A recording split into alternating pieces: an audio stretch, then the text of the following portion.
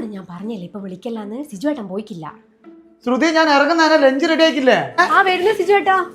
ഇതെന്താക്കിയത് നീ? ഞാൻ ഒറ്റക്കല്ലോ. Meeting ready, നേരത്തെ പോണം, മാനേജേഴ്സ് എല്ലാം വരൂ.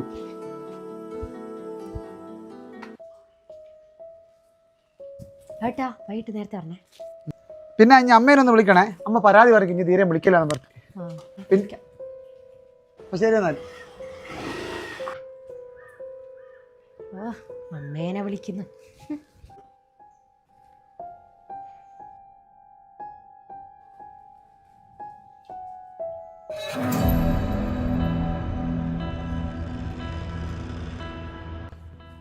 വാടാ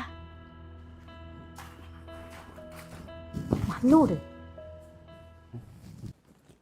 അല്ല, ഞാൻ വിചാരിച്ചു അല്ലല്ലോ ഈ സാരി ഞാൻ അടിപൊളിയായി കേട്ടാ. അല്ലേ വാങ്ങി തന്നെ, പിന്നെ അടിപൊളിയാവില്ല.